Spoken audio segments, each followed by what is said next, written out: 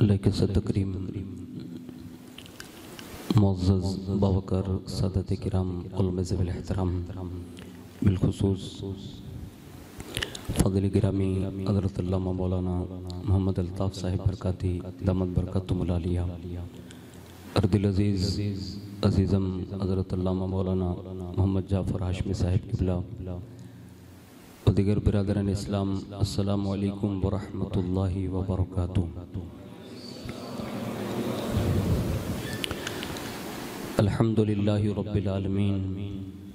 والعاقبۃ للمتقین والصلاة والسلام علی سید الانبیاء والمرسلین وعلی آلہ وصحابہ وازواجہ وذریاتہ واہل بیتہ وابنہ الغوث الاعظم الجیلانی ومعین الملت والدین وشیخ الاسلام والمسلمین اعلی الحضرت الامام احمد رضا وعلی عباد اللہ الصالحین اجمعین، اما بعد فاعوذ باللہ من الشیطان الرجیم، بسم اللہ الرحمن الرحیم۔ انا انزلناہ فی لیلۃ القدر وما ادراک ما لیلۃ القدر، لیلۃ القدر خیر من الف شہر، تنزل الملائکۃ والروح فیہا بإذن ربہم من کل امر، سلام ہی حتی مطلع الفجر۔ صدق اللہ مولانا العظیم وبلغنا رسولہ النبی الامین المختار الکریم، ونحن علی ذلک لمن الشاہدین والشاکرین والحمد للہ رب العالمین۔ آئیے سب سے پہلے مذہب اہل سنت والجماعت یعنی کہ مسلک اعلیٰ حضرت کے قدیم دستور کے مطابق ہم سب کے آقا و مولا حضور سراپا نور سیدنا محمد رسول اللہ صلی اللہ تعالیٰ علیہ وآلہ وسلم کی بارگاہ پر نور میں جی لگا کر درود پاک کی نظریں پیش کر لیں۔ اللہم صلی علی سیدنا مولانا محمد معدن الجود والکرم وعلی آلہ واصحابہ وبارک وسلم، صلاۃ و سلام علیک یا رسول اللہ صلی اللہ تعالیٰ علیہ وآلہ وسلم۔ نبی اور آل نبی پر ایک بار اور محبت سے جی لگا کر درود پاک پڑھ لیں۔ اللہم صلی علی سیدنا مولانا محمد معدن الجود والکرم وعلی آلہ واصحابہ وبارک وسلم، صلاۃ و سلام علیک یا رسول اللہ صلی اللہ تعالیٰ علیہ وآلہ وسلم۔ نبی اور آل نبی پر ایک بار اور محبت کے ساتھ جی لگا کر پڑھیں۔ اللہم صلی علی سیدنا مولانا محمد معدن الجود والکرم وعلی آلہ واصحابہ وبارک وسلم، صلاۃ و سلام علیک یا رسول اللہ صلی اللہ تعالیٰ علیہ وآلہ وسلم۔ حصول برکت کے لیے ایک بار اور محبت کے ساتھ جی لگا کر درود پاک پڑھ لیں۔ اللہم صلی علی سیدنا مولانا محمد معدن الجود والکرم وعلی آلہ واصحابہ وبارک وسلم،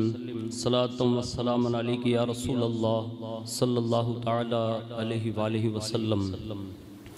اللہ رب العزت کی توفیق سے اور اس کے پیارے محبوب صلی اللہ تعالیٰ علیہ وآلہ وسلم کے صدق و طفیل ہم اور آپ اس عظیم البرکت اور عظیم الشان اس رات میں موجود ہیں جسے ہم اور آپ شب قدر کہتے ہیں،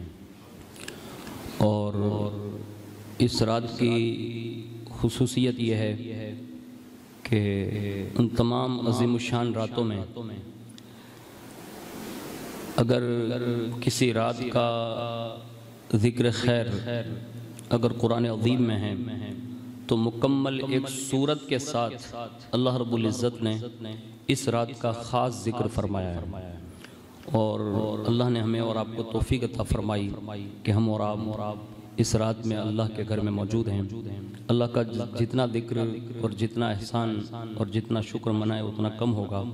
کہ اللہ نے ہمیں اور آپ کو یہاں بیٹھنے کی توفیق عطا فرمائی۔ میں اپنی گفتگو کا آغاز امام اہل سنت اعلیٰ حضرت فاضل بریلوی رحمۃ اللہ تعالیٰ علیہ کے ان اشعار کے ساتھ کرتا ہوں۔ اگر ذوق سلامت ہیں اور بڑی محبت کے ساتھ آپ سن رہے ہیں تو اس کو بھی سن لیں اور سننے سنانے کا ایک ماحول تیار کریں اور اپنے سینوں کو جو ہیں عشق رسول کا محور بنائیں۔ امام فرماتے ہیں کہ یا رسول اللہ چمک اس سے پاتے ہیں سب پانے والے،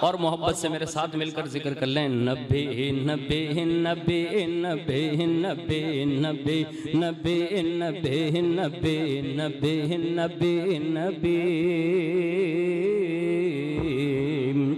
چمن چمن کی دلکشی گلوں کی ہے وہ تازگی ہے چاند جن سے شبنمی وہ کہکشاں کی روشنی چمن چمن کی دلکشی گلوں کی ہے وہ تازگی ہے چاند جن سے شبنمی وہ کہکشاں کی روشنی فضاؤں کی وہ راگنی ہوابوں کی وہ نغمگی فضاؤں کی وہ راگنی ہوابوں کی وہ نغمگی ہے کتنا پیارا نام بھی نبی نبی نبی نبی نبی نبی نبی نبی اور آگے یہ روشنیاں جو ہیں آج کی جو رات بھی ہیں یہ اگر کسی کے قدموں سے ملی ہے تو امام کہتے ہیں وہ جو نہ تھے تو کچھ نہ تھا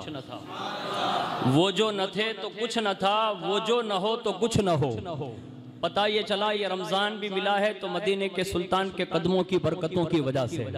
رمضان میں جو قرآن کی تلاوت کا شرف ملتا ہے تو یہ قرآن بھی ملا ہے تو مصطفیٰ کے قدموں کے صدقے میں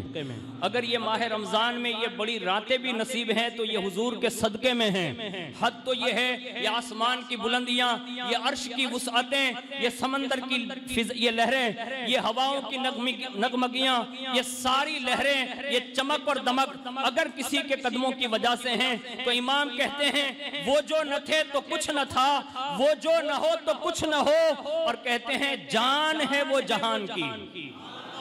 جان ہے وہ جہان کی جان ہے تو جہان ہے اور جس کو یہ جان کا پتہ لگ جاتا ہے نا تو پھر وہ بریلی کی زبان میں یوں کہتا ہے خوف نہ رکھ رضا ذرا خوف نہ رکھ رضا ذرا تو تو ہے عبد مصطفیٰ تیرے لیے امان ہے تیرے لیے امان ہے آج جو یہ رات کی برکتیں ہیں نا یہ کس وجہ سے ہیں شاعر کہتا ہے وہ آمد بہار ہے ایسے نہیں یار دل کی گہرائیوں سے سبحان اللہ بولیں اگر میں یہ کہوں تو بجا ہوگا کہ آج کی رات سبحان اللہ کہنے کی رات ہے وہ آمد بہار ہے وہ نور کی قطار ہے فضا بھی خوشگوار ہے ہوا بھی مشکبار ہے ہوا سے میں نے جب کہا یہ کون آ گیا بتا ہوا سے میں نے جب کہا یہ کون آ گیا بتا ہوا پکارتی چلے نبی نبی نبی نبی نبی نبی نبی نبی اور پورا مجمع زور سے بولے یا رسول اللہ زمیں بنے زماں بنے مکی بنے مکان بنے چنی بنے چنا بنے وہ وجہ کو فقا بنے زمیں بنے زماں بنے مکان بنے مکی بنے چنی بنے چنا بنے وہ وجہ کو فقا بنے کہا یہ میں نے اے خدا یہ کسی کے صدقے میں بنا کہا یہ میں نے اے خدا یہ کسی کے صدقے میں بنا کہا یہ میں نے اے خدا یہ کسی کے صدقے میں بنا تو رب نے بھی کہا یہی نبی نبی نبی نبی نبی نبی نبی نبی نبی نبی نبی نبی اور گوری مسجد کی ایک انوکھی شان ہے کہ اس محراب و منبر سے مسلک اعلیٰ حضرت کا پتہ دیا جاتا ہے اور اعلیٰ حضرت کا پیغام بھی دیا جاتا ہے اعلیٰ حضرت کی تعلیمات بھی پیش کی جاتی ہے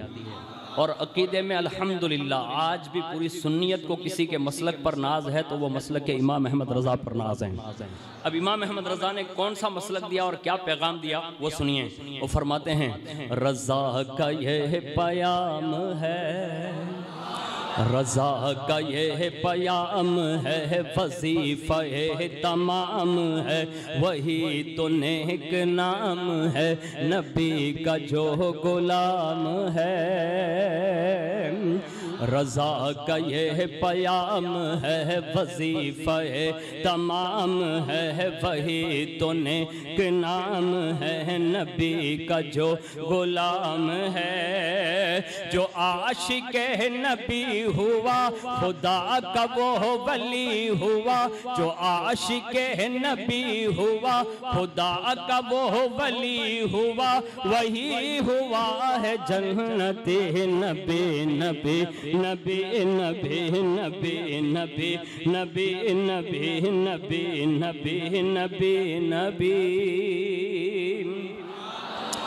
اور اس میں ایک سوال جواب کی صورت میں ایک بار زمین نے یہ چاند سے سوال کر لیا. شاعر کہتا ہے زمین نے چاند سے کہا.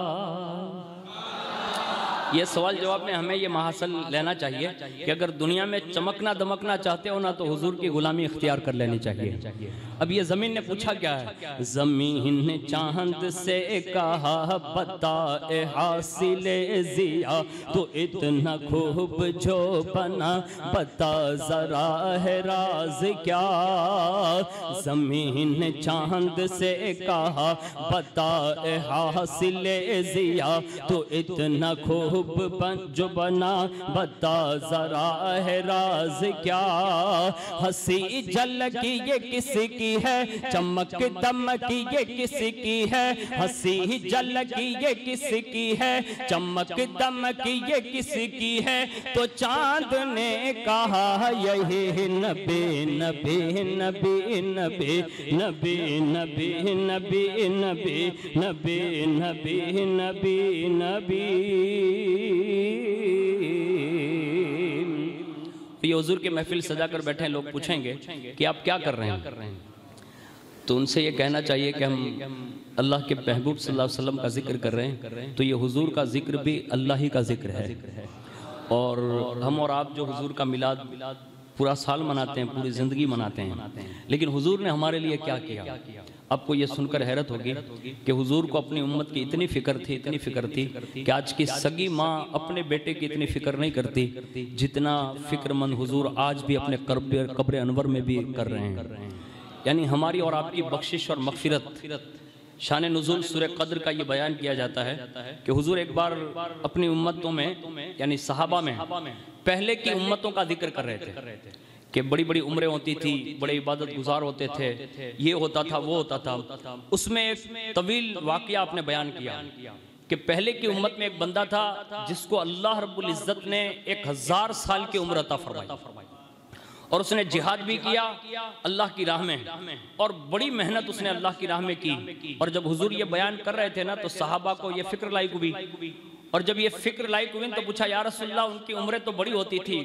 کہ انہوں نے بڑی عمریں پا کر بڑی نیکیاں کر لی اب ہمارا کیا ہوگا. اب جب صحابہ نے یہ پوچھا تو حضور کو فکر لاحق ہوئی کہ اب میری امت کی عمریں تو کم ہوگی. اب یہ ساری چیزیں میری امت کو کہاں میسر کہ ہزاروں سال تک عبادت اور ریاضت کیسے کریں گے جبکہ ان کی عمریں تو 63 سال ہے. اللہ اکبر. اللہ رب العزت نے سورہ قدر نازل فرمائی اور اپنے محبوب کے غلاموں کو نشاندہی کرتے ہوئے ارشاد فرمایا محبوب ان سے کہہ دو کہ وہ ماہ رمضان کی 27ویں رات آ جائیں اور اس رات میں بیٹھ کر اگر اللہ اس کے رسول کا ذکر کر لے عبادت کر لے اور اس رات کی کما حقہ قدر کر لیں تو جو پہلے کی امتیوں کے لوگ جو ہزاروں ہزار سال میں نیکیاں کرتے تھے میں آپ کی امت کو صرف ایک رات میں وہ نیکیاں عطا فرما دوں گا. تو یہ حضور کے توسل سے ملا ہے اور حضور نے ہمارے لیے جو کیا نا وہ کیا تھا وہ سنیے.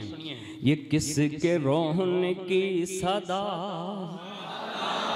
ایسے نہیں یار ایک دم دل کے تہ خانے سے آواز آنی چاہیے. یہ کس کے رونے کی صدا یہ کس کے رونے کی صدا یہ کس کے رونے کی صدا یہ کس کے رونے کی صدا یہ کس کے رونے کی صدا یہ کس کے رونے کی صدا. پہاڑیوں میں شور تھا صحابیوں نے پوچھا تھا بتایا سارا ماجرا. ایسے تو حضور ہر رات ہمارے لیے روتے تھے، ہر رات روتے تھے، کوئی رات ایسی نہیں گئی جس میں حضور ہمارے لیے نہ روئے۔ اگر یہ کہوں تو بجا ہوگا کہ حضور آج بھی اپنی قبر انور میں اپنی امت کے لیے روتے ہوں گے، اور ان کی صدا کیا ہے؟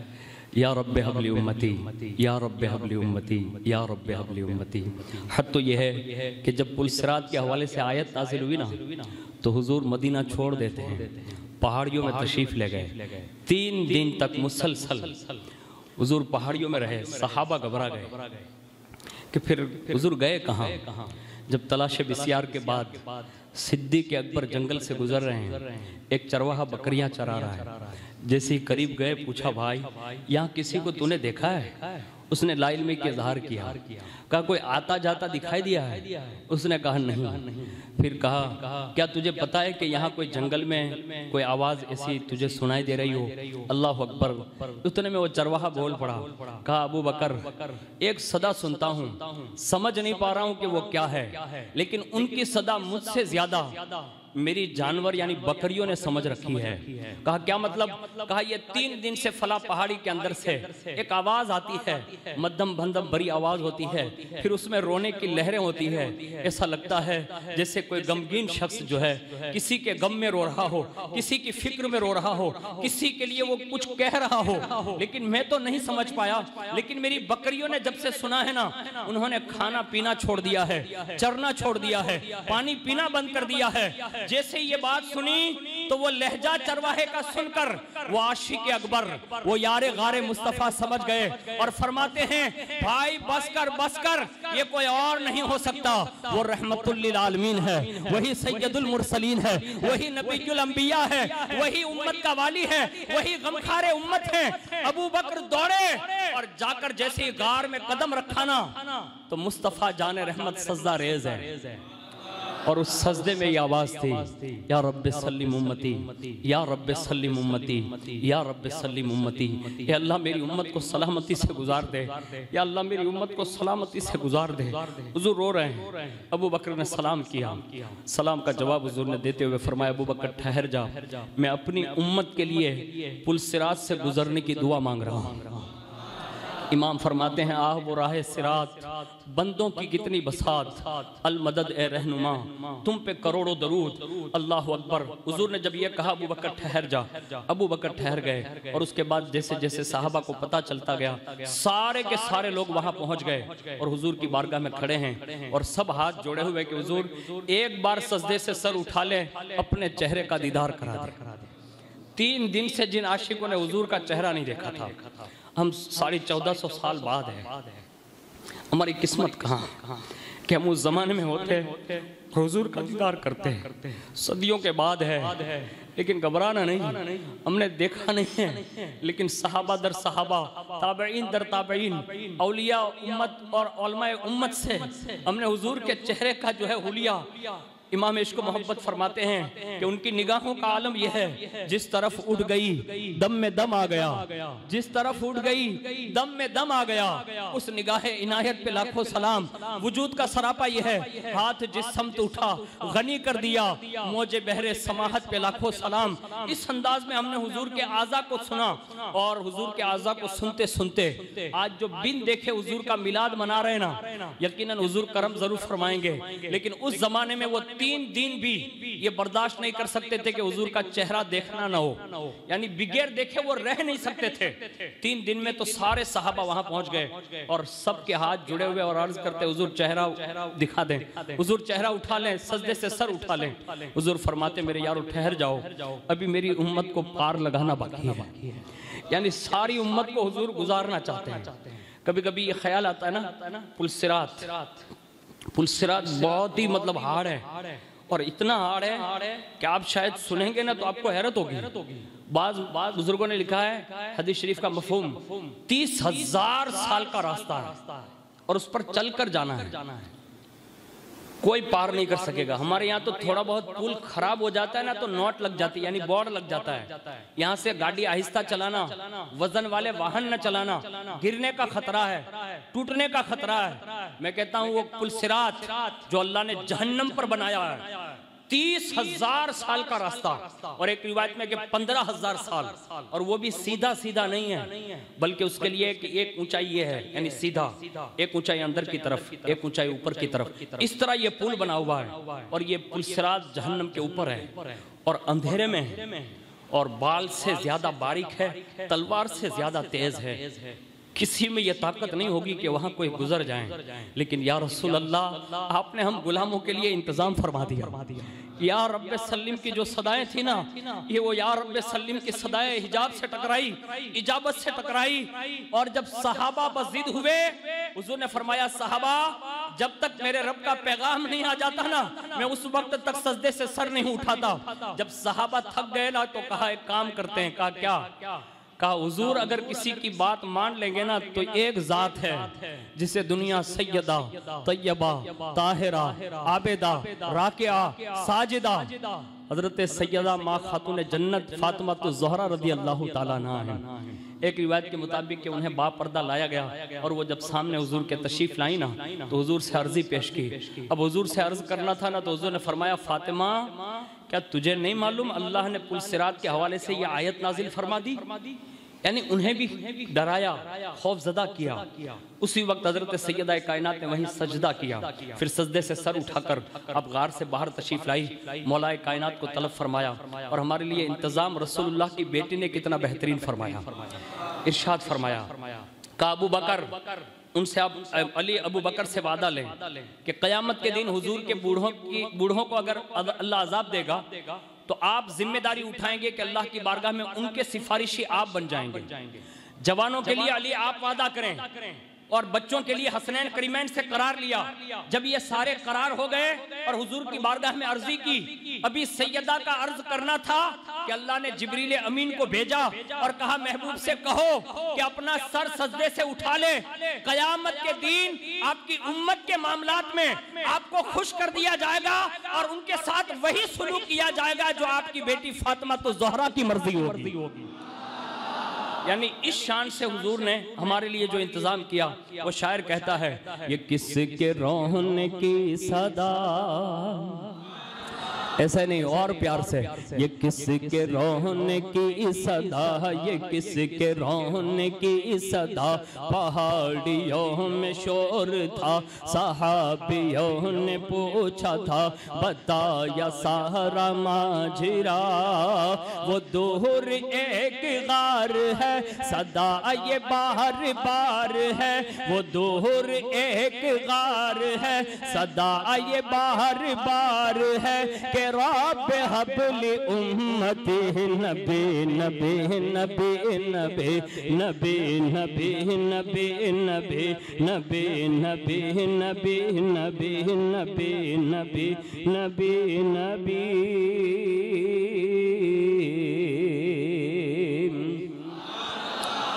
ایک مرتبہ محبت سے درود شریف پڑھنا، اللہم صلی علی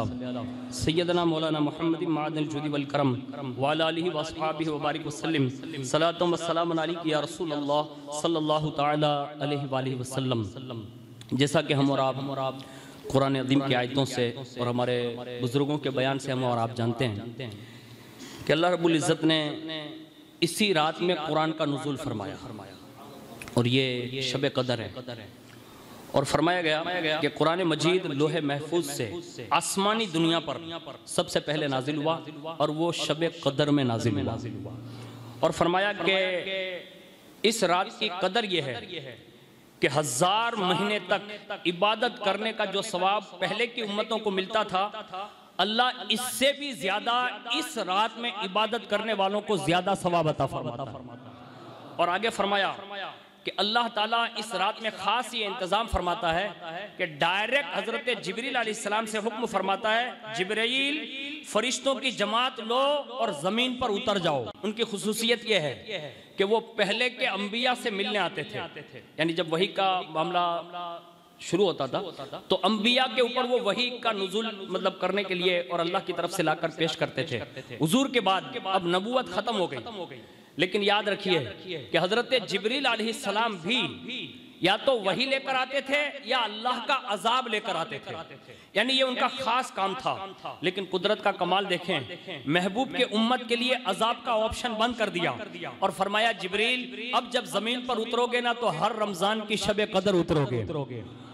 کہا مولا اتر کر کرنا کیا ہے؟ فرشتوں کو لے جا کر کہا کرنا یہ ہے کہ اگر میرے بندے کہیں درود و سلام پڑھتے ہو، کہیں عبادت و ریاضت کرتے ہو، کہیں قرآن پڑھتے ہو، جہاں کہیں بھی میرے بندے میرے اور میرے محبوب کے ذکر میں مشغول مل جائیں، اب فرشتوں کی جماعت کے ساتھ جانا اور ان لوگوں سے مصافحہ فرمانا۔ یعنی یہ خاص رات ہے جس میں یہ شرف ملتا ہے۔ اور جتنے بھی لوگوں نے افطاریاں کروائی ہے نا، ایک روایت یہ ملتی ہے کہ جب کوئی بندہ اللہ کے پیارے حبیب کی امت کو کوئی افطاری کرواتا ہے نا تو اس افطاری کا صلہ یہ ملتا ہے کہ آج رات میں جبریل افطاری کرانے والے سے خاص ملاقات فرماتے ہیں۔ تو اب یہ بہت بڑی بات ہے کہ اللہ جسے توفیق دے۔ اب آپ کہیں گے کہ مولانا 25 دن یا 26 دن تو چلے گئے، اب 3 دن ہے، ہمارے پاس تو اتنا افطاری کا سامان نہیں ہے کہ ہم سب کو افطار کرا سکیں، لیکن حضور نے اور آسانی فرما دی۔ صحابہ نے عرض کیا یا رسول اللہ سب کے پاس تو پیسے نہیں ہوتے، اب یہ غریب کیا کریں گے؟ وہ دے گے تو بنا کے نہیں کھلائیں گے نا۔ تو حضور نے فرمایا سب کے لیے یہ نہیں ہے، کہا اگر کوئی کسی کو پانی کا ایک گھونٹ بھی پلا دے گا تو یہ بھی افطاری ہے، کوئی کھجور کا ایک دانہ دے دے گا تو یہ بھی افطاری ہے، اگر کوئی ایک لقمہ کھلا دے گا تو یہ بھی افطاری ہے۔ اللہ اکبر، حضور نے یہ آسان کر دیا کہ ایک ہی مطلب یہ تھالے میں بیٹھے ہیں، آپ نے اپنی طرف کی کھجور اٹھائی اور باجو والے کو دے کر کہا نا کہ یہ لیجئے، تو یہ بھی آپ کا افطار کرانا ہوا۔ آپ کے قریب میں شربت پڑا تھا، آپ نے اٹھا کر دے دیا، کہا آپ پہلے پیجئے، اگر اس نے پی لیا نا تو یہ بھی افطاری کرانا ہوا۔ تو جبریل علیہ السلام آج کی رات خاص کر کے ان سے ملاقات کرتے ہیں، اور حدیث شریف میں ہے کہ جو بھی شخص بیٹھا ہو، کھڑا ہو، اللہ کا ذکر کر رہا ہو، جس حال میں بھی ہو، اس پر اللہ کی رحمتوں کا وہ نزول فرماتے ہیں، یعنی باقاعدہ فرشتے اس پر رحمت فرماتے ہیں، نزول کرتے ہیں، اور ساتھ ساتھ میں جیسے وہ رحمت اتار دیتے ہیں نا پھر وہیں کھڑے کھڑے جبریل دعا فرماتے ہیں، اور سارے فرشتے جو آئے ہوتے ہیں نا وہ امتیوں کے لیے دعا فرماتے ہیں۔ اور آگے فرمایا جو بندہ شب قدر میں ایمان اور اخلاص کے ساتھ عبادت کر لیں تو اللہ تعالیٰ اس کی زندگی کے پچھلے گناہ معاف فرما دیتا ہے، یعنی وہ چیپٹر بند کر دیتا ہے، جو صغیرہ گناہ ہوئے ہوتے ہیں اللہ انہیں معاف فرما دیتا ہے۔ اور فرمایا اس رات میں اللہ رب العزت عام اعلان فرماتا ہے، اور وہ عام اعلان کس چیز کا ہے؟ حدیث شریف میں ہے کہ آج کی رات تمام لوگوں کے لیے، سب کے لیے بخشش کا عام اعلان ہوتا ہے کہ جو بھی بندہ آج کی رات مغفرت مانگ لے، بخشش مانگ لیں، جیسا کہ بڑی دعا مشہور ہے، حضرت عائشہ صدیقہ سے مروی ہے، عرض کیا یا رسول اللہ اگر شب قدر نصیب ہو جائے تو کیا کریں؟ تو حضور نے فرمایا تھا، کہا یہ دعا تعلیم فرمائی، ارشاد فرمایا یہ دعا پڑھ لیا کرنا، اللہم انکا عفو تحب العفو فاعف عنا یا کریم۔ یہ دعا حضور صلی اللہ علیہ وسلم نے خود جو ہے تعلیم ارشاد فرمائی، اور اسی کے ساتھ آج رات میں بھی سب کو بخش دیا جاتا ہے سوائے چند لوگوں کے۔ اس میں سے پہلا نمبر ایک وہ شخص جو شراب کا عادی ہوگا،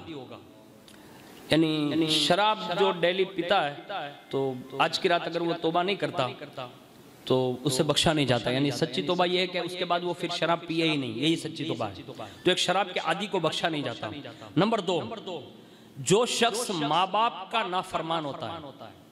آج بڑی کثرت ایسے لوگوں کی بھی ہے کہ جس میں زندگی بھر وہ ماں باپ کو رلا رہے ہوتے ہیں، اور خاص کر کے جو چھوٹا بچے جو جوانی کی دہلیز کی طرف جا رہے ہیں نا وہ بڑی ضد کرتے ہیں، کبھی کبھی ماں باپ کے سامنے اونچی آواز، حد تو یہ ہے کہ اب معاذ اللہ لوگ مارنے بھی لگے ہیں۔ ایسا مت کیجیے گا جوانوں، بچوں سے بھی گزارش ہے، ضد آپ کی محبت میں ٹھیک ہے، لیکن آپ نے اگر کوئی ایسا لفظ کہہ دیا یا آواز بلند ہو گئی نا تو یہ زندگی بھی تباہ ہو سکتی ہے، آخرت بھی تباہ ہو سکتی ہے۔ ان راتوں میں سے جس میں سب کے لیے عام اعلان ہوتا ہے، ایک ماں باپ کے نافرمان کے لیے یہ حکم ہوتا ہے کہ اسے بخشا نہیں جاتا،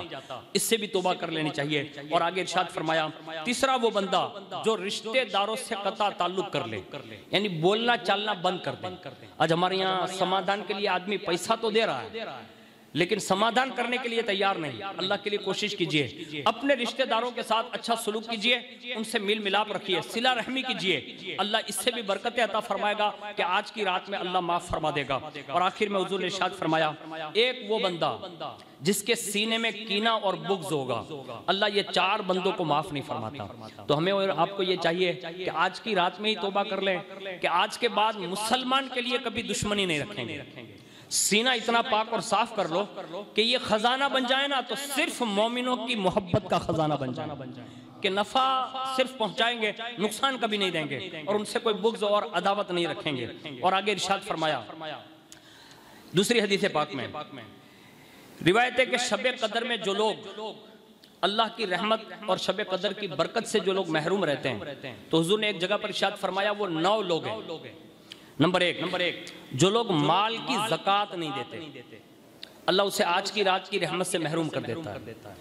نمبر 2 جو لوگ ناحق خون کرتے ہیں, یعنی کسی کو قتل کرتے ہیں, ان کے لیے بھی حکم ہے کہ آج کی رات اسے بھی محروم کر دیا جاتا ہے. نمبر 3 رشتہ داروں سے رشتہ داری توڑنے والوں کے لیے بھی یہ وعید ہے. نمبر 4 قبرستان میں جا کر جو لوگ ہنستے ہیں نا, اللہ اسے آج کی رات محروم کر دیتا ہے, یعنی اس سے نوازتا نہیں ہے. نمبر 5 اس کی بات اس کو اور اس کی بات اس کو, یعنی اپنی زبان میں یوں کہہ لے ادھر کی ادھر کرنے والے کو بھی اللہ آج کی رات نوازتا نہیں ہے. تو کبھی بھی کسی کی بات ادھر سے ادھر نہ کریں. نمبر 6 دینی استاد کو تکلیف دینے والا, یعنی جس نے آپ کو دین پڑھایا ہو اور اگر آپ نے اس سے تکلیف دی تو فرمایا گیا آج کی رات اللہ اس سے بھی محروم کر دیتا ہے. نمبر 7 نماز میں سستی کرنے والا, نماز میں سستی کرنے والا, نماز نہ پڑھنے والوں کے لیے کیا ہوگا وہ تو اللہ ہی بہتر جانتا ہے, لیکن سستی خالی کر لی تو اس کے لیے بھی یہ وعید ہے. نمبر 8 3 دن سے زیادہ مسلمان بھائی کی طرف سے اپنے سینے میں کینہ رکھنے والا, اللہ اسے بھی محروم کر دیتا ہے. اور نمبر 9 جو زیادہ تر دن اور رات میں زیادہ تر حصہ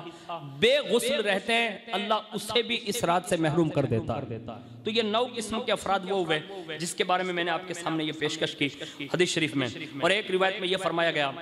کہ اللہ جب شب قدر دیتا ہے اور اس رات سے جو محروم رہا تو فرمایا گویا کہ وہ تمام بھلائی سے محروم رہا, یعنی جسے شب قدر نصیب نہ ہوئی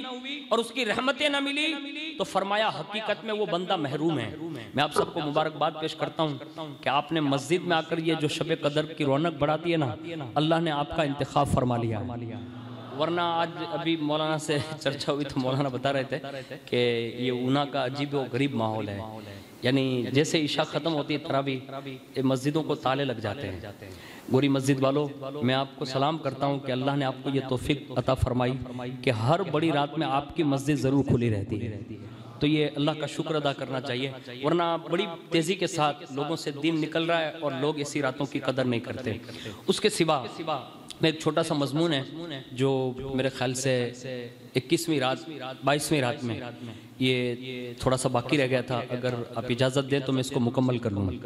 ایک مرتبہ درود شریف پڑھ لیں. اللہم صلی علی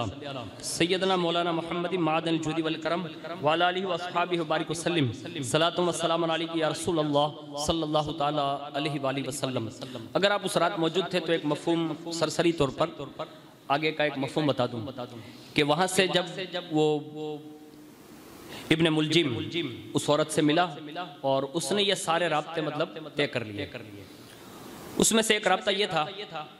کہ اس نے یہ اقرار کر لیا. کس نے؟ وہ ابن ملجم نے کہا میں مولا علی کے قتل کے لیے تیار ہوں. تو قطامہ نے کہا صرف ایک کام کرنا ہے. کہا کیا؟ کہا کہ اسے قتل کر کے ہی چھوڑنا ہے. تو ابن ملجم نے کہا کہ اتنا آسان تو نہیں ہے, لیکن میں تم سے وعدہ کرتا ہوں کہ ایک وار تو علی پر میں ضرور کر دوں گا. یعنی اس نے یہ اپنی بان چھوڑ کروا لی. اس نے کہا ایک وار میں ضرور کر لوں گا. قطامہ نے کہا اچھا ٹھیک ہے, ایک ہی وار صحیح, لیکن تو ایک کام کر. کہا کیا؟ کہا یہ تلوار جو ہے نا, کہا ہاں. کہا وہ مجھے دے دے. مولا کائنات نے فرمایا تھا نا کہ یہ تلوار تجھے وہ کام کے لیے کام آئے گی. تو عورت نے مانگا, کہا یہ تلوار مجھے دے دے. کہا یہ کیا کرے گی؟ کہا اسی کو میں اپنے پاس رکھوں گی اور اس سے زہر سے جو ہے اسے بجھاؤں گی، یعنی زہر آلود کروں گی، اور اس کے بعد فرمایا اس کو اپنے پاس محفوظ رکھوں گی، اور جب وہ وقت آئے گا نا تو میں تجھے یہ تلوار واپس لوٹا دوں گی۔ اس کے بعد یہ ہوا، یہ میں نے آگے کا مفہوم خالی ضمناً پیش کر دیا۔ جیسے حضرت مولا کائنات جنگ نہروان سے واپس آئے تو سب سے پہلے آپ کوفہ کی جامع مسجد میں تشریف لے گئے اور وہیں جا کر آپ نے 2 رکعت تحیۃ المسجد ادا فرمائی، پھر منبر پر جلوہ فرما ہوئے، اور اس کے بعد لوگ جو ساتھ میں آئے تھے ان کے سامنے ایک تقریر فرمائی، اور اس کے بعد اللہ اور اس کے رسول کی حمد و ثنا بیان فرمائی، اور شریعت کی اتباع یعنی فرما برداری کرنے کا انہیں ترغیب دلائی، اور اللہ سے ڈرایا، اللہ کے عذاب سے ڈرایا، قبر، حشر، پل صراط اور قیامت کی ہولناکیوں سے ڈرایا، اور ڈرا بجھا کر پھر اپنی داہنی طرف نظر ڈالی، یعنی سیدھی جانب۔ تو منبر کی سیدھی جانب امام حسن پاک بیٹھے ہوئے ہیں، مولا علی تقریر کر رہے ہیں، سیدھی جانب حضرت امام حسن مجتبیٰ ہیں۔ محبت سے فرمایا یا بنیا کم مضی من شہرنا ھذا، یعنی اے میرے بیٹے اس مہینے کے کتنے دن گزر چکے ہیں، یعنی ماہ رمضان شریف تھا تو کہا اس مہینے کے کتنے دن گزر چکے ہیں۔ حضرت امام حسن پاک نے عرض کیا ابا جان 13 دن گزر چکے ہیں، یعنی ماہ رمضان کے 13 دن نکل چکے ہیں۔ پھر آپ نے منبر کی بائیں طرف دیکھا نا تو وہاں حضرت امام حسین بیٹھے ہوئے تھے، تو فرمایا یا بنیا کم بقا من شہرنا ھذا، یعنی اے بیٹے اس مہینے کے کتنے دن باقی ہیں۔ پہلے بیٹے کو سوال کیا کتنے دن ہوئے ہیں یعنی گزرے ہیں، اور دوسرے کو پوچھا کتنے دن باقی ہیں۔ امام حسین پاک نے عرض کیا ابا جان اس مہینے کے 17 دن اور باقی ہیں۔ پتہ یہ چلا سوال پوچھتے پوچھتے بھی گنیت سکھا رہے تھے، یہی تو ہوا نا، اتنا جلدی کوئی آدمی جواب نہیں دے پاتا نا کہ کتنے دن گزر گئے کتنے دن باقی ہے، تو یہ ایک طرح کا مطلب حساب بھی تھا۔ جب دونوں کو پوچھ لیا اس کے بعد حضرت امام حسن پاک رضی اللہ تعالیٰ عنہ کے جواب کے بعد مولا کائنات نے اپنی ایسے داڑھی پر ایسے ہاتھ پھیرا اور ہاتھ پھیرتے ہوئے فرمایا رمضان کے اسی مبارک مہینے میں، یہ ارشاد فرمایا اسی مہینے میں میری یہ داڑھی اور میرا یہ سر یہ خون سے رنگین ہوگا، یعنی 13 دن گزرے تھے 17 دن باقی تھے، اس میں اپنی یہ مطلب پیشن گوئی فرما دی اور فرمایا رنگنے والا یعنی جو مجھ پر حملہ کرے گا وہ رنگنے والا اس امت کا بدترین شخص ہوگا۔ اس کے بعد آپ نے ایک ربائی پڑھی یعنی شعر پڑھے، اس کا مطلب یہ تھا کہ قبیلہ مراد کا ایک شخص جس کے ساتھ میں نے اچھا سلوک کیا ہے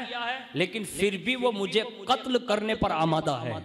یعنی یہ اشعار میں بھی اس شخص کی نشاندہی کی۔ اس مجلس میں جہاں مولا کائنات یہ فرما رہے تھے نا اسی میں ابن ملجم بھی موجود تھا، وہ سمجھ گیا کہ اشارہ یہ سارا کا سارا میری طرف ہے، اور روتا ہوا وہ مسجد ہی میں آگے بڑھا اور آگے بڑھ کر کہتا امیر المؤمنین اگر میرے بارے میں آپ کا یہ گمان ہے تو آپ میرے ہاتھ کاٹ ڈالیے، مجھے قتل کر دیجئے۔ آپ نے فرمایا بغیر جرم کے سزا ممکن نہیں ہے، یعنی ابھی یہ تجھ سے ہوا ہی نہیں ہے تو اس کی سزا کیسی؟ پھر فرمایا مگر یاد رکھ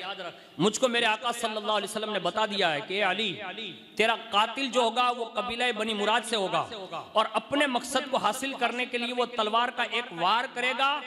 مگر اس کی مراد پوری نہیں ہوگی، یعنی یہ وار کرنے کے بعد اس کی مراد پوری نہیں ہوگی۔ ابن ملجم نے عرض کیا حضور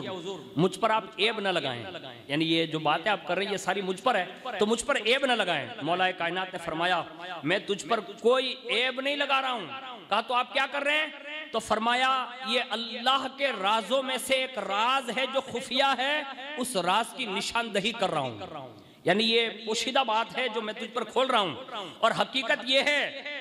کہ صرف اس سے میں ہی واقف نہیں ہوں بلکہ یہ کام تو انتظام کر چکا ہے، یعنی تلوار جو دے کے آیا تھا فرمایا اس سے تو بھی واقف ہے کہ تو یہ کام کر چکا ہے، اور ایک بات اور بتا دی۔ کہا اور بات ایک بتاؤں؟ کہا کیا؟ کہا سچ سچ بتائے گا؟ کہا بتائیے۔ کہا جب تیرا دودھ پینے کا زمانہ تھا، مولا علی ہے کیا فرما رہے ہیں، جب تو دودھ پیتا تھا نا، یعنی اپنی بھاشا میں یوں کہیں کہ چھٹی کا دھاون یاد دلا رہے ہیں، یعنی کہا دودھ پینے کا زمانہ تھا، تجھے جو دودھ پلانے کے لیے دایا آتی تھی وہ یہودن نہیں تھی؟ یہ پوچھا مولا کائنات نے۔ جیسے یہ پوچھا نا تو ابن ملجم نے کہا آپ سچ فرما رہے ہیں، وہ دودھ پلانے والی یہودن تھی۔ پھر مولا کائنات نے فرمایا ایک بات اور بتا دے۔ کہا کیا؟ کہا جس دن وہ تجھ پر غصے ہوئی تھی تو اس نے تجھے یہ نہیں کہا تھا آخرو ناقت صالحین، یعنی صالح علیہ السلام کی اونٹنی کے کوچ کاٹنے والے، یعنی یہ تجھے جملہ نہیں کہا تھا؟ اس نے کہا بالکل صحیح کہا تھا، یہی مجھے کہا تھا۔ تو آپ نے فرمایا سن، کائنات میں 2 شخص بدترین شخصوں میں سے ہوں گے۔ کہا کون؟ کہا پہلا وہ جس نے حضرت صالح علیہ السلام کی اونٹنی کی کونچیں کاٹی، اور دوسرا وہ جو ایک عورت کی لالچ میں علی ابن ابی طالب کو قتل کرے گا۔ یعنی یہ اور پیشن گوئی فرما دی ایک شخص کے بارے میں، یعنی جو وہی تھا سامنے ہی۔ اس کے بعد مولا کائنات کی آنکھوں سے آنسو جاری ہو گئے اسی خطبے کے درمیان، یہاں تک کہ آپ کی ریش مبارک تر ہو گئی۔ پھر حاضرین بھی مطلب سامنے ہی تھے، آپ نے لوگوں کو مخاطب کیا اور فرمایا لوگوں سن لو، میرا رونا یہ موت کے خوف کی وجہ سے نہیں ہے، یعنی موت سے نہیں ڈرتا ہوں، اس وجہ سے نہیں ہے۔ میرا تو راز یہ ہے کہ میں ہمیشہ راہ خدا میں موت کا آرزو مند رہتا تھا، یعنی ہر جنگ میں صف اول میں کھڑا رہتا تھا، آرزو یہی تھی کہ اللہ کی راہ میں موت آ جائیں۔ اور میرا رونا یہ موت کی خوف کی وجہ سے نہیں ہے، بلکہ صرف اس لیے رو رہا ہوں کہ آج مجھے کربلا یاد آ گئی ہے۔ یعنی امام حسین رضی اللہ تعالیٰ عنہ پر جو ظلم ڈھائے جائیں گے نا، آپ نے فرمایا میں اپنے جگر گوشوں کی مظلومی پر ان قریب ان کے سروں پر جو ہے میرا سایہ جیسے اٹھ جائے گا تو لوگ ان پر ظلم کریں گے۔ اور پھر اس کے بعد وہ داستان پوری مولا کائنات نے لوگوں کے سامنے پیش فرمائی۔ پھر حاضرین سے پھر مخاطب ہو کر فرمایا اے حاضرین جلسہ جو اس وقت موجود نہیں ہیں، انہیں بھی مطلع کر دینا کہ علی شیر خدا رضی اللہ تعالیٰ عنہ کی وصیت یہ ہے کہ جو بھی میرے بچوں کو پائیں اس حال میں کہ جب ان پر یہ ظلم ہو رہا ہو تو انہیں یہ چاہیے کہ وہ ان کا ساتھ دیں، اور فرمایا کہ اگر تم سے نہ بن سکے یعنی ساتھ نہ دے سکو تو کم از کم میرے بچوں کی مظلومیت کے غم میں ضرور شریک ہو جانا،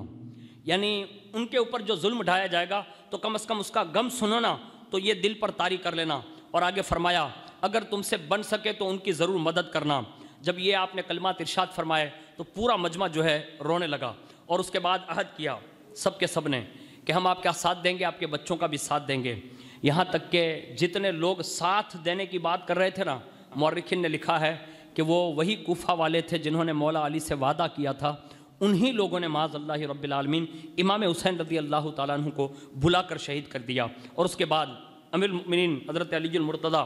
کوفہ کی جامع مسجد سے گھر تشریف لائے۔ رمضان شریف کا مہینہ ہے،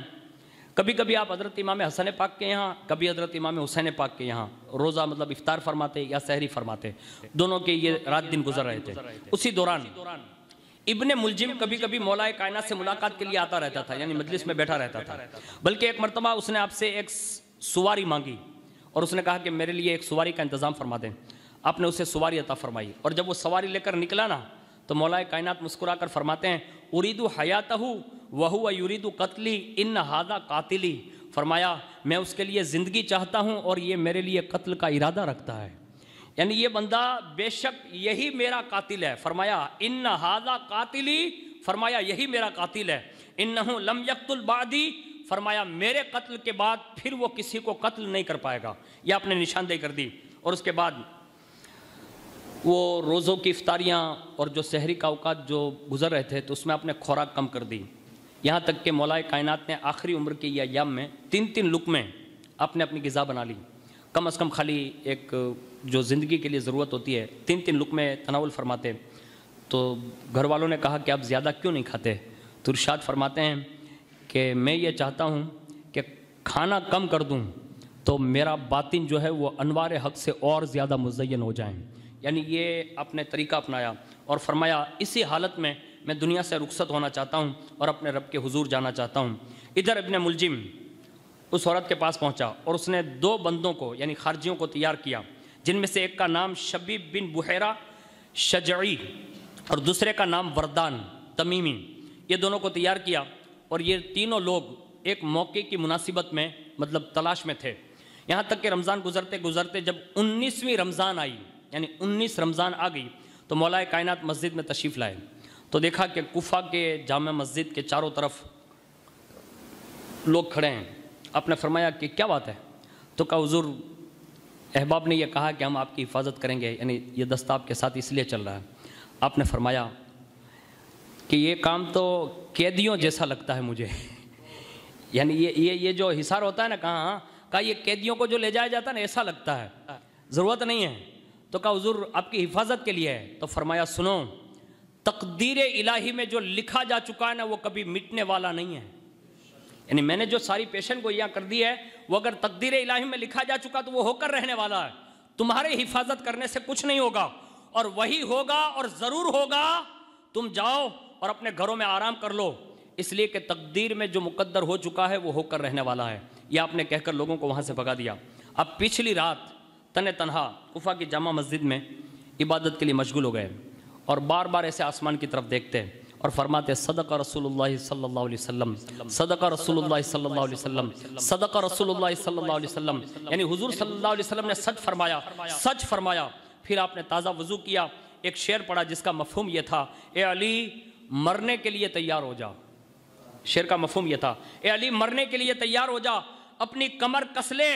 ان قریب تیرا مقابلہ موت سے ہونے والا ہے.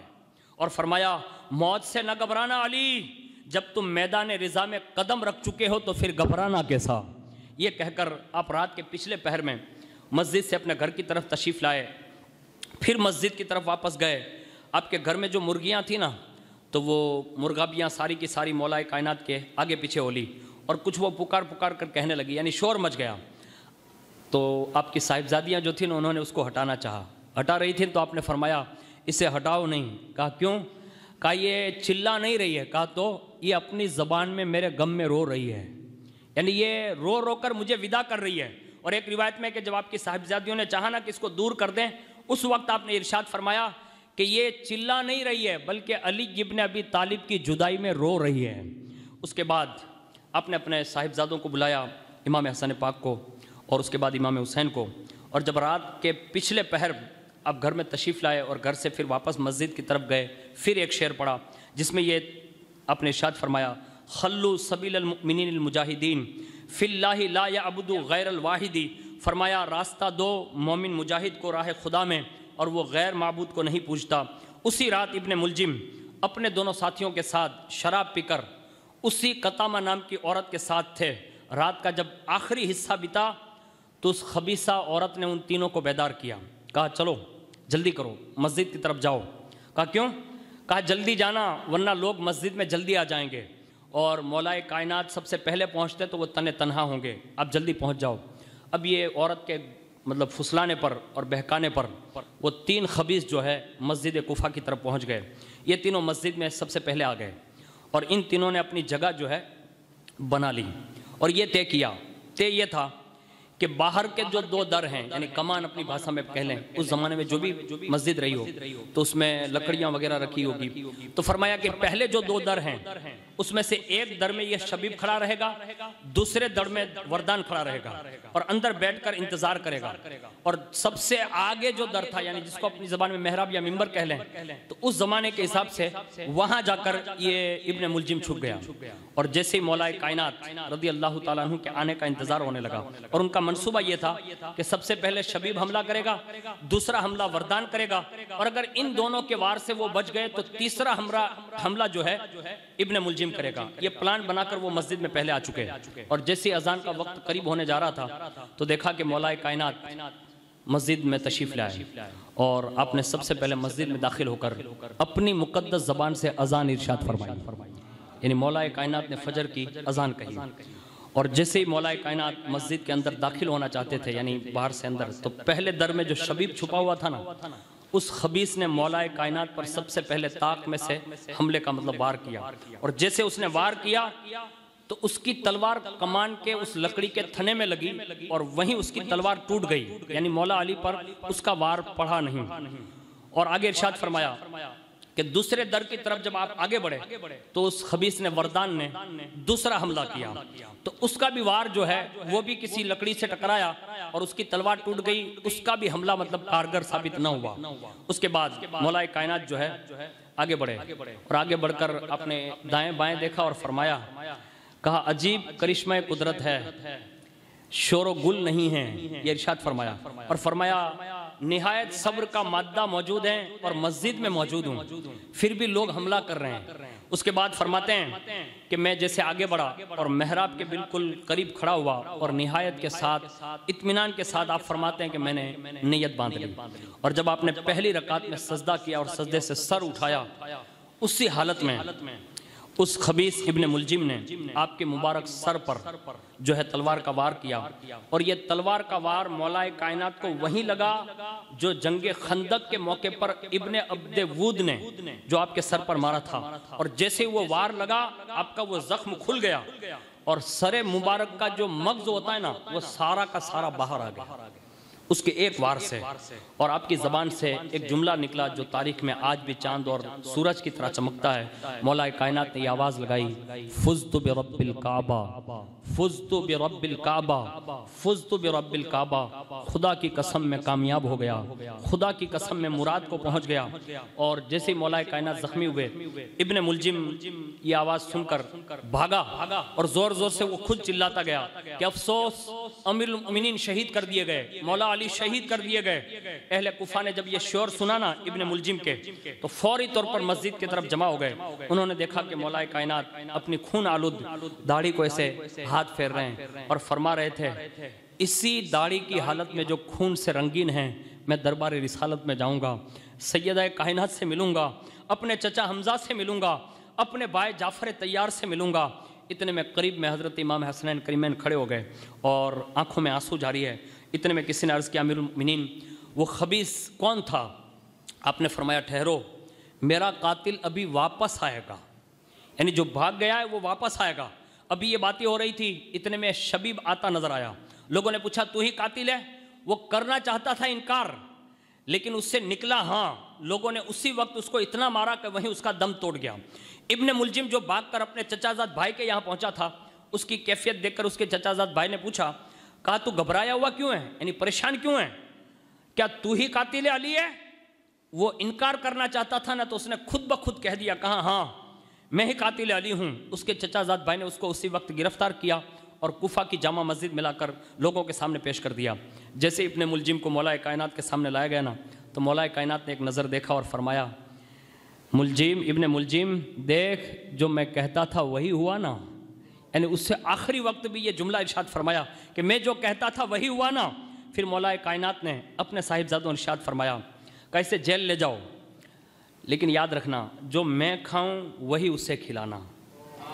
اخلاق مولا کائنات دیکھیں کیا فرمایا، کہ اسے وہی کھلانا جو میں کھاؤں، اس سے وہی پلانا جو میں پیوں، اور فرمایا سنو اس سے ابھی کوئی سزا نہ دینا، اگر میں بچ گیا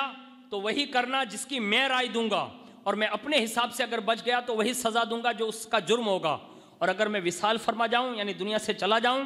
تو میری وصیت یاد رکھنا، اس نے مجھ پر ایک ہی وار کیا ہے، یعنی ایک ہی وار کیا ہے، اس سے زیادہ اس پر وار نہ کرنا۔ اور فرمایا پھر آپ نے جو ہے اسی وقت ایک آہ کھینچی تو لوگوں نے جلدی سے آپ کو ایک اونی گدڑی کے اندر آپ کو لیا، آپ کے سر انور کو لیا اور آپ کو جو ہے تکیے کے ذریعے مطلب باہر لے جایا گیا، اور اٹھا کر جب آپ کے گھر لے جایا گیا تو آپ نے فرمایا ایک کام کرو کہ میرا سر جانب مشرق کرو۔ ایسا ہی کیا گیا۔ صبح قریب تھی، آپ نے صبح کو مخاطب کر کے فرمایا، اے صبح میں تجھے اس خدا کی قسم دے کر کہتا ہوں کہ جس کے حکم سے تو آئی ہے، قیامت کے دن تجھے گواہی دینی ہوگی کہ میں سب سے پہلے رسول اللہ پر ایمان لایا تھا۔ یعنی آخری کلمات یہ ارشاد فرماتے ہیں، اے صبح تو گواہ ہو جانا کہ میں مومن ہوں اور سب سے پہلے میں نے فریضہ الہی ادا کیا ہے، اور تو گواہی دینا کہ جب سے اب تک مجھے غفلت کی نیند تو نے کبھی سوتے نہیں دیکھا ہوگا۔ اور پھر فرمایا وَقَفَا بِاللَّهِ شَهِيدًا، بے شک مجھے میرا رب ہی کافی ہے اور اسی کی گواہی کافی ہے۔ آپ کے یہ جملے سن کر لوگوں میں ایک مطلب رجحان طاری ہوا، لوگوں نے رونا شروع کر دیا، اور اس کے بعد علاج کے لیے ایک بندے کو بلایا گیا، اس کا نام تھا عمر بن نعمان۔ وہ تشریف لائے اور جیسے زخم دیکھا نا مولا کائنات کا تو رونے لگے زاروں قطار۔ لوگوں نے پوچھا بات کیا ہے؟ کہا کہ یہ خدمت جو مجھے آپ نے سونپی ہے نا اب یہ ممکن نہیں ہے۔ کہا کیا مطلب؟ کہا یہ دماغ کا جو حصہ باہر آ چکا ہے نا اب اس کو بھرنا مشکل ہے، یعنی اس کا علاج ممکن نہیں ہے، اس لیے کہ یہ زخم جو آ چکا ہے وہ اس وار کا تھا تو یہ باہر آ چکا ہے۔ مولا کائنات نے فرمایا جب ہمارا علاج ہی ممکن نہیں ہے اور ہمارا رہنا ہی ممکن نہیں ہے تو اب زخم بھرنا یہ کیسے ممکن ہو سکتا ہے؟ اور اس کے بعد 19 رمضان کی صبح زخم ہوا اور 20 رمضان کا دن گزرا اور رمضان کی 21ویں رات کی شروعات ہوئی، اور 21ویں رات میں آپ نے اپنے صاحبزادیوں کو بالخصوص حضرت سیدہ ام کلثوم رضی اللہ تعالی عنہا سے فرمایا یا بنتی ام کلثوم غلقی علی ابیک الباب، فرمایا اے بیٹی کلثوم اپنے باپ پر دروازہ بند کر دو، یعنی میرا دروازہ بند کر دو۔ جب سیدہ ام کلثوم نے دروازہ بند کر دیا تو مولا کائنات نے سب سے پہلے اپنی صاحبزادیوں کو وصیت فرمائی، پھر امام کو وصیت فرمائی، اور پھر فرمایا میرے بعد جو کچھ ہونے والا ہے وہ تم جانتے ہو، میں نے سب چیزوں کو میں آنکھوں سے دیکھ رہا ہوں اور تمہیں کئی مرتبہ میں بتا بھی چکا ہوں، اور فرمایا خاص کر کربلا میں جو واقعہ پیش آنے والا ہے میں اس کو اچھی طرح جانتا ہوں جو آپ کو بتا چکا ہوں۔ فرمایا یاد رکھنا جب واقعہ کربلا پیش آئے تو بیٹے اس پر استقامت کے پہاڑ بن کر ثابت قدمی کا اظہار کرنا، یعنی صبر سے کام لینا۔ یہ وصیتیں فرمائی، سب نے وصیتیں سن لی، مولا کائنات نے سب کو یہ تسلیاں دی اور رونے سے منع کیا، اور فرمایا سنو تمہارے رونے سے میری تکلیفیں دور نہیں ہوگی، لیکن سنو اب میں تم سب کو یہ کہتا ہوں کہ تم سائیڈ میں ہٹ جاؤ، یعنی الگ الگ ہو جاؤ۔ ساروں کو سائیڈ میں کیا اور فرمایا میں دیکھ رہا ہوں کہ بڑی بڑی ہستیاں مجھ سے ملنے کے لیے آ رہی ہے۔ اس میں ارشاد فرمایا ھذا الملائکہ، اللہ کے مقدس فرشتے آتے ہیں، والنبیون، فرمایا اللہ کے انبیاء آ رہے ہیں، پھر فرمایا ھذا محمد الرسول اللہ صلی اللہ علیہ وسلم، حضور آ رہے ہیں، اور فرمایا حضور نے آتے ہی حضور فرماتے یقول یا علی ابشروا فما تصیروا الیہ خیر مما انت فیہ، فرمایا یہ فرشتوں کی جماعت، یہ انبیاء کی جماعت، اور حضور تشریف لائیں اور فرما رہے اے علی تمہیں بشارت ہو، تم جہاں ہو اس سے بہتر مقام کی طرف بلائے جا رہے ہو، یعنی حضور نے آ کر یہ بشارت دی۔ آپ کے اتنا کہنے پر سب لوگ خاموش ہو گئے۔ مولا کائنات رضی اللہ تعالیٰ عنہ کی شان میں غیبی آوازیں آنے لگی، یعنی غیب سے پھر آوازیں آئی، اس میں سے ایک آواز یہ تھی کہ ہٹ جاؤ محمد رسول اللہ تشریف فرما ہونے والے ہیں، اور جیسے حضور کا اعلان ہوا اس کے بعد مولا کائنات نے یہ آواز سنی کہ فوری طور پر مولا کائنات سے یہ آواز سنائی دی گئی لا الہ الا اللہ محمد الرسول اللہ انا للہ و انا الیہ راجعون۔ جیسے ہی آپ نے یہ کلمات کہے یعنی کلمہ طیبہ پڑھے تو مولا کائنات کے اس کلمے پر ہی روح قبض کر لی گئی، اور یہ کلمات پر آپ اس دنیا سے تشریف لے گئے۔ اور اس کے بعد لوگوں نے فرمایا کہا کہ حضور کی آواز مبارک ایک گونجی، یعنی حضور کی آواز لوگوں کو سنائی۔ حضور نے ارشاد فرمایا آج میرا علی شہید ہو گیا، اب اس امت کا نگہبان کون ہوگا، ان کی سیرت و کردار کی پیروی کون کرے گا۔ اور اسی طرح مولا کائنات رضی اللہ تعالیٰ عنہ اسی فرش گیتی سے تشریف لے گئے، جو 21ویں شب کو جو ہے یہ آپ کا واقعہ پیش آیا۔ اللہ تعالیٰ سے دعا کرتے ہیں کہ اللہ رب العزت مولا کائنات کے صدقے میں اللہ ہم سب کی حاضری کو قبول فرمائیں، اور بالخصوص آج کی رات کی حاضری کو قبول فرمائیں، اور جو بھی ذکر خیر ہوا اللہ اپنی بارگاہ میں مقبول فرمائیں، اور اسی طرح ہمیں ان راتوں کی قدر کی توفیق نصیب فرمائیں۔ جنہوں نے دام دل میں سکھنے حصہ لے کر اس رات کو آباد کیا اللہ تعالیٰ ان کی زندگیاں آباد فرمائیں، اللہ ان کی قبروں کو آباد فرمائیں، میدان محشر میں جب پہنچے تو پنجتن پاک چار یار اور حضور کی شفاعت سے بہرور فرمائیں۔ اللہ اس رات کی برکت کی وجہ سے اللہ ہمارے سارے گناہوں کو معاف فرمائیں، اور اللہ قیامت کے دن بلا حساب و کتاب حضور کی شفاعت کے ذریعے جنت القدس میں جگہ عطا فرمائیں۔ آمین یا رب العالمین برحمتک یا ارحم الراحمین۔